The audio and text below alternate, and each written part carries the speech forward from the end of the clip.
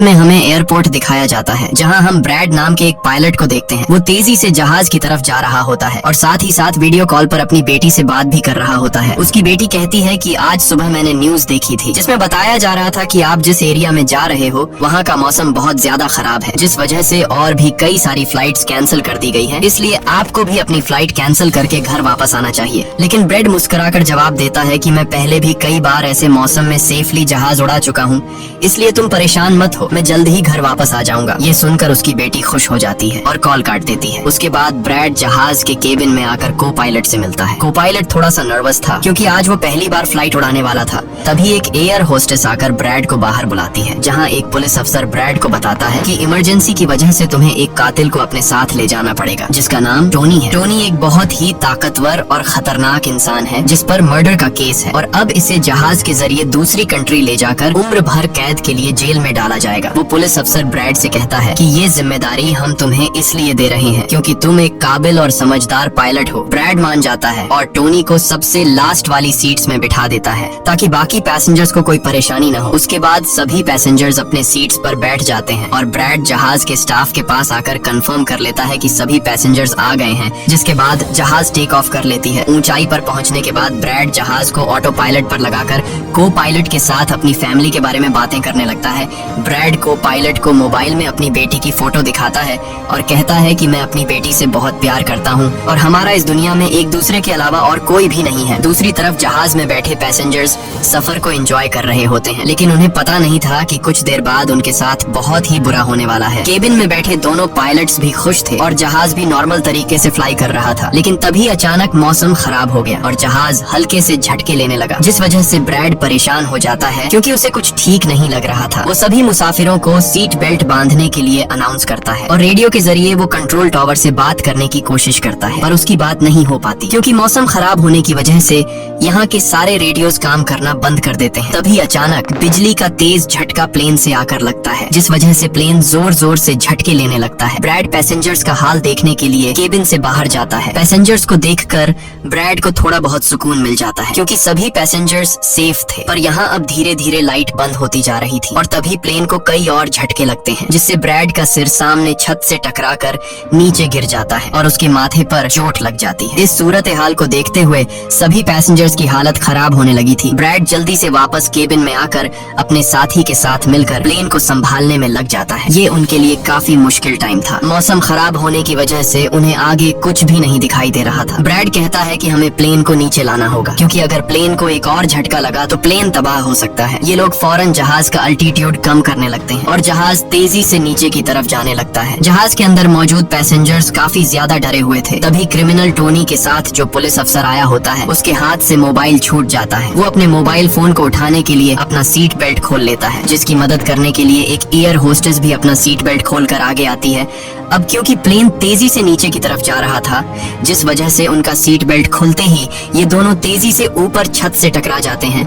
ये दोनों इतनी तेजी से छत से टकराते हैं कि उनकी तुरंत मौत हो जाती है। इतने में जहाज काफी कम अल्टीट्यूड पर आ जाता है और किसी तरह करके ये दोनों पायलट जहाज को कंट्रोल कर लेते हैं। लेकिन अब जहाज में ज्यादा पावर नहीं बची होती, इसलिए ब्रैड जहाज को एयरपोर्ट तक नहीं पहुंचा सकता था, जिस वजह से ब्रैड जहाज को नीचे लाकर समंदर में क्रैश लैंड करने का सोचता है। लेकिन तभी ये दोनों कुछ दूर एक आइलैंड देख लेते हैं, जिसके बाद ब्रैड जहाज की डायरेक्शन आइलैंड की तरफ कर लेता है और आइलैंड पर लैंड करने का फैसला करता है। कई मुश्किलों के बाद ब्रैड इस आइलैंड पर मौजूद एक रोड पर फाइनली इमरजेंसी लैंड कर लेता है। लकीली इस इमरजेंसी लैंडिंग में सभी पैसेंजर्स सही सलामत होते हैं और किसी को भी चोट नहीं आती। तभी जहाज में पीछे शॉर्ट सर्किट होता है, जिससे देखकर ब्रैड खुश हो जाता है क्योंकि जहाज में अभी भी थोड़ी बहुत बिजली बची हुई थी। सभी पैसेंजर्स के जहाज से उतरने के बाद एक एयर होस्टेस कैप्टन ब्रैड को बताती है कि क्रिमिनल टोनी को ले जाने वाला पुलिस अफसर मारा गया है और एक एयर होस्टेस भी मारी गई है। ये सुनकर ब्रैड बहुत ज्यादा मायूस हो जाता है। दूसरी तरफ एयरलाइन कंपनी का मालिक देखता है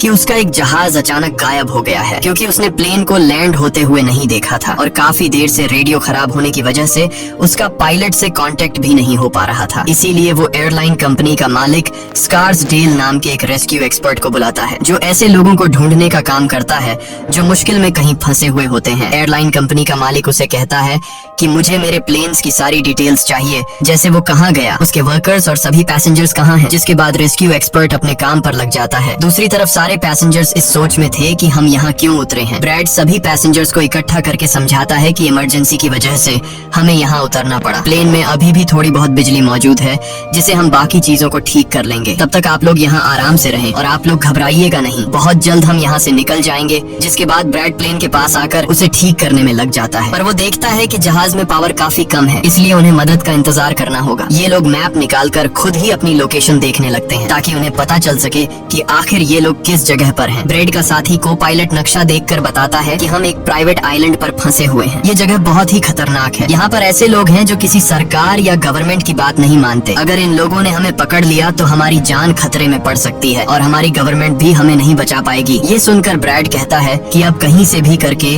हमें अपनी रेस्क्यू टीम को यहाँ पर बुलाना ही होगा ताकि वो आकर हम सबको बचा ले, क्योंकि यही एक रास्ता है यहाँ से निकलने का। जिसके बाद ये दोनों मदद बुलाने के लिए रेडियो ठीक करने लगते हैं, लेकिन आसमानी बिजली के टकराने से रेडियो बिल्कुल खराब हो चुका था। अब ब्रैड सभी पैसेंजर्स के पास आकर उन्हें बताता है कि किसी खराबी की वजह से रेडियो काम नहीं कर रहा, लेकिन आप सब परेशान मत हो। ब्रैड उन्हें तसल्ली देता है कि हम आइलैंड के दूसरी साइड पर जाकर रेडियो को ढूंढेंगे और कंट्रोल टावर को अपनी लोकेशन बताकर रेस्क्यू टीम को यहाँ पर भेजने के लिए कहेंगे, जो आकर आप सब लोगों को बचा लेंगे। और यहाँ ब्रैड एक बहुत बड़ा कदम उठाता है। वो कहता है कि मेरे साथ टोनी जाएगा। ये कहकर वो टोनी की हथकड़ी खोल देता है। यहाँ ब्रैड जहाज के कोपायलट से कहता है कि तुम जहाज की पावर को रिपेयर करने के काम पर लग जाओ। मैं जल्द ही किसी भी कांटेक्ट के जरिए रेस्क्यू टीम को यहाँ तक लाने की कोशिश करूंगा। जिसके बाद टोनी और ब्रैड रेडियो ढूंढने के लिए जंगल की तरफ निकल पड़ते हैं।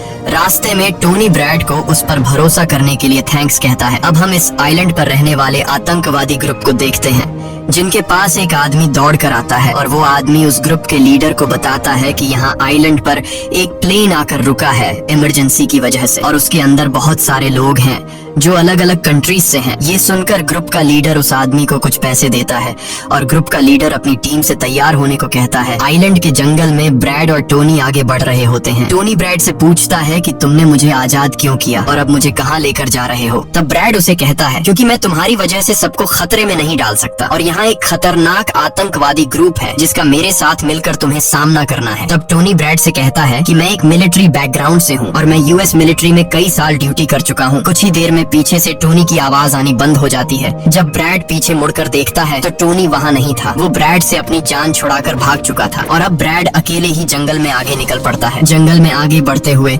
ब्रैड एक खाली पड़ी फैक्ट्री में जाता है जहाँ वो एक टेलीफोन को ढूंढ लेता है, लेकिन वो पुराने जमाने का टेलीफोन खराब पड़ा हुआ था। जिसके बाद ब्रैड साइड पर लगे उस टेलीफोन के तार जोड़ने लगता है और टेलीफोन काम करने लग जाता है। ब्रैड जल्दी से कंपनी के हेल्पलाइन पर कॉल करता है। ब्रैड हेल्पलाइन को अपनी लोकेशन और सब कुछ बता देता है, लेकिन लाइन में कोई गड़बड़ी होने की वजह से सामने वाले इंसान तक उसकी आवाज ठीक से नहीं पहुंच रही होती, जिस वजह से हेल्पलाइन वाले ब्रैड की कॉल काट लेते हैं। तब ब्रैड को एक आइडिया आता है। वो अपनी बेटी को कॉल करता है और उसे अपनी लोकेशन और बाकी सारी चीजें एक पेपर पर लिखकर उसके ऑफिस तक पहुंचाने को कहता है। तभी बातचीत के दौरान पीछे से एक आदमी आकर ब्रैड पर हमला कर देता है, लेकिन ब्रैड उसे काफी मुश्किल से काबू कर लेता है और उस आदमी को मार मार कर बेहोश कर देता है। तभी ब्रैड को महसूस होता है कि एक और आदमी इस कमरे में आ रहा है, इसीलिए जल्दी से वो छिप जाता है। पर वो आदमी कोई और नहीं बल्कि टोनी था, जिसने बहुत सारे गुंडों को मारकर उनके हथियार ले लिए थे। और वो ब्रैड को आवाज देता है कि डरो मत, बाहर निकलो। फिर जब ब्रैड सामने आता है तो टोनी ब्रैड को एक बंदूक पकड़ा देता है उसकी हिफाजत के लिए। उसके बाद ये दोनों जब फैक्ट्री के नीचे वाले फ्लोर में आते हैं तो यहाँ उन्हें एक कैमरा मिलता है, कैमरा की रिकॉर्डिंग और वहाँ पड़े पासपोर्ट से इन्हें पता चलता है कि इस आइलैंड पर रहने वाले आतंकवादी लोगों को किडनैप करके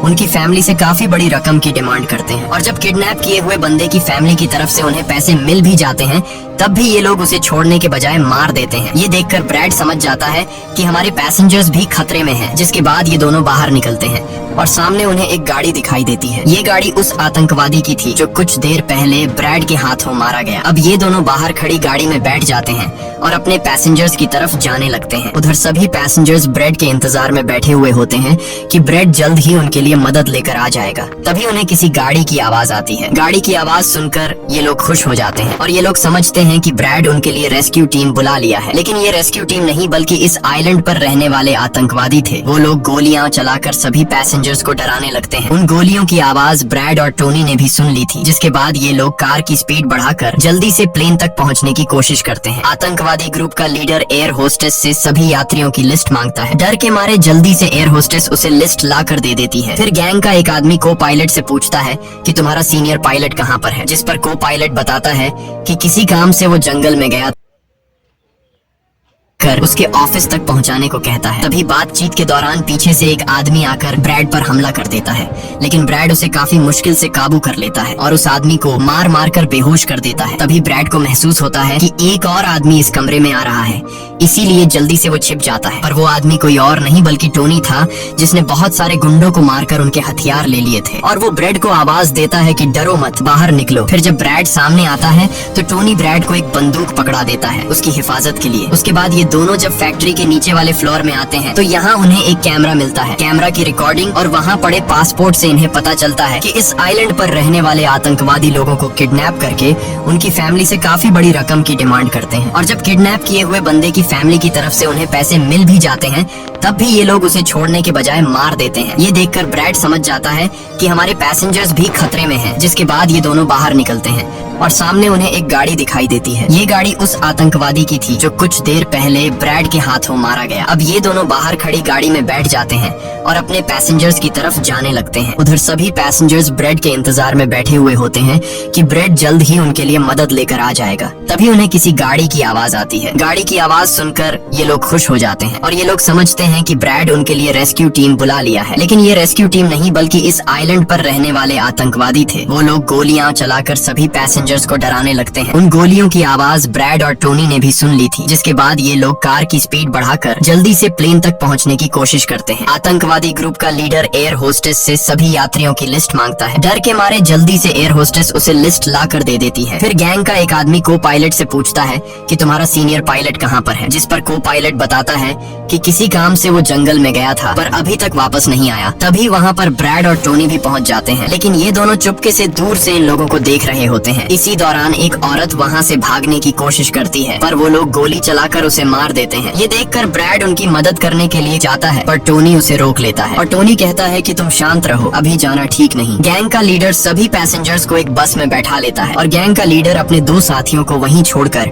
उनसे कहता है कि जाओ, जहाज के अंदर जो भी कीमती सामान है उसे ले आओ। जिसके बाद ये लोग सभी पैसेंजर्स को अपने अड्डे पर ले जाने लगते हैं। गैंग के जाने के बाद ब्रैड टोनी पर गुस्सा करने लगता है कि वो लोग हमारे पैसेंजर्स को ले गए और तुमने मुझे जाने ही नहीं दिया। जिस पर टोनी उसे समझाता है कि वो लोग काफी ज्यादा थे, अगर तुम चले भी जाते तो इतनी बड़ी आर्मी से अकेले नहीं लड़ पाते। अब ये दोनों प्लेन की तरफ बढ़ने लगते हैं और उन दोनों गुंडों को पकड़ लेते हैं जो प्लेन से कीमती सामान चुरा रहे थे। ब्रैड गन पॉइंट पर उनसे पूछता है कि तुम्हारा लीडर पैसेंजर्स को कहाँ पर लेकर गया होगा, जिस पर वो बताता है कि यहाँ से कुछ दूर हमारा एक अड्डा है और वो सब वहीं गए होंगे। दूसरी तरफ ब्रैड की बेटी रेस्क्यू एक्सपर्ट के पास ब्रैड का लिखवाया हुआ पेपर दे देती है, जिस पर प्लेन का लोकेशन और सारी जानकारी लिखी गई होती है। रेस्क्यू एक्सपर्ट सैटेलाइट की मदद से प्लेन की लोकेशन का पता लगा लेता है। उन्हें पता चल जाता है कि प्लेन एक आइलैंड पर फंसा हुआ है और उन्हें ये भी पता चल जाता है कि इस आइलैंड पर एक खतरनाक आतंकवादी ग्रुप है। इसके बाद वो रेस्क्यू ऑफिसर अपनी एक प्राइवेट आर्मी के कैप्टन को कॉल करता है और उसे ये सारी सिचुएशन समझाकर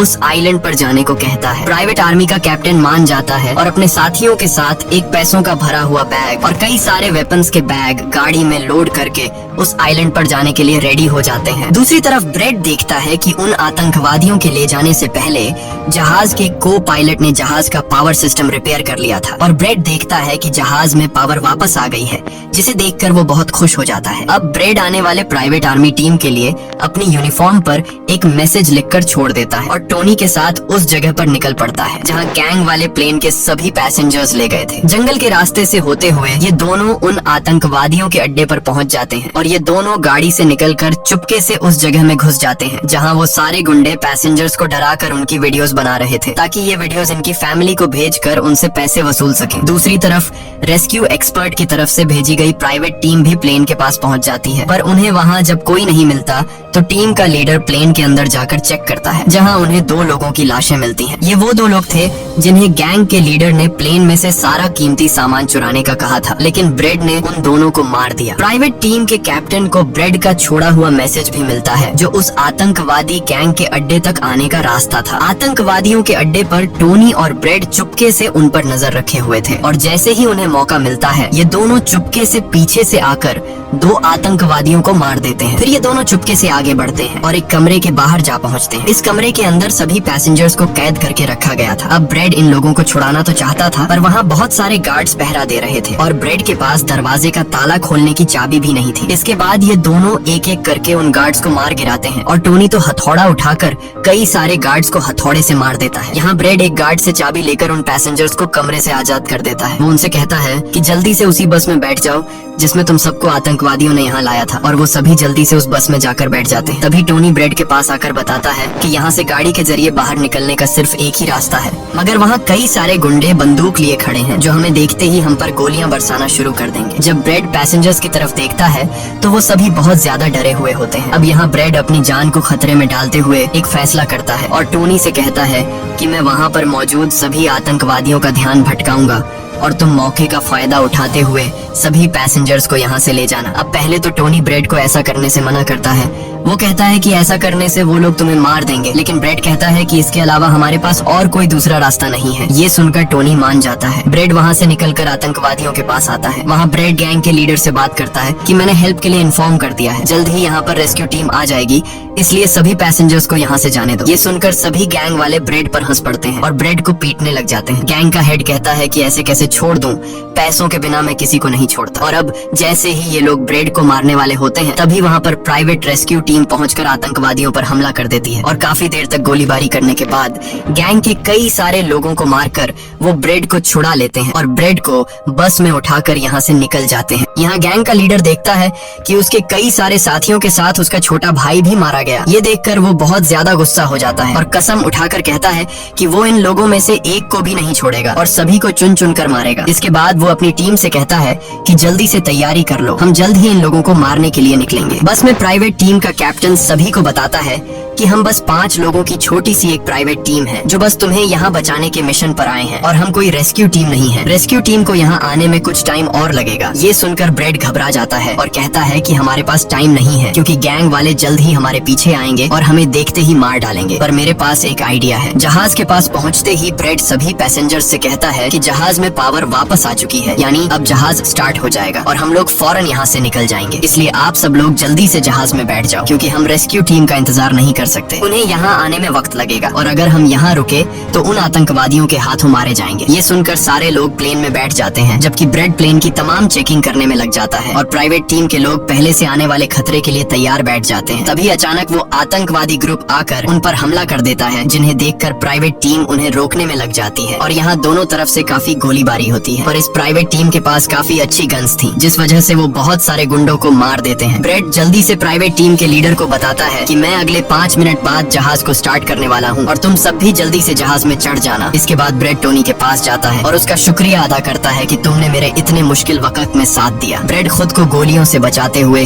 अंदर जहाज में आकर अपने केबिन में बैठ जाता है और अपने साथी को पायलट के साथ मिलकर प्लेन को स्टार्ट करने में लग जाता है। उधर टोनी के पास गोलियां खत्म हो जाती हैं और जब वो बुलेट्स ढूंढने के लिए प्राइवेट टीम का बैग चेक करता है तो उसे वहाँ पैसों से भरा हुआ एक बैग मिलता है। लेकिन इस वक्त टोनी पैसों को छोड़कर दूसरी बैग से गोलियां निकालकर दोबारा आतंकवादियों से लड़ने लगता है। यहाँ तब तक ब्रेड भी प्लेन को राइट साइड पर घुमा देता है। अब प्राइवेट टीम के सोल्जर्स भी एक एक करके जहाज में चढ़ने लगते हैं और टोनी उन्हें कवर फायर देता है। पावर आने की वजह से रेडियो भी काम करने लग जाता है। अब ब्रेड को प्लेन कंपनी का मालिक बताता है कि मैं तुम्हें कोई सुरक्षित जगह बता दूंगा जहाँ तुम जा सकते हो। अब सभी लोग जहाज में चढ़ जाते हैं पर टोनी नहीं चढ़ता। वो पैसों से भरा बैग लेकर वहाँ से भागने लगता है क्योंकि अगर वो इनके साथ प्लेन में वापस गया तो पुलिस वाले उसे फिर से पकड़कर जेल में डाल देंगे। गैंग का लीडर अपने साथियों को मरता हुआ देखकर गुस्से से पागल हो जाता है। वो प्लेन के सामने रॉकेट लॉन्चर लाकर उन्हें एक ही झटके में उड़ाने का सोचता है, लेकिन सही टाइम पर टोनी उसे देख लेता है। अब टोनी जल्दी से बंदूक उठाकर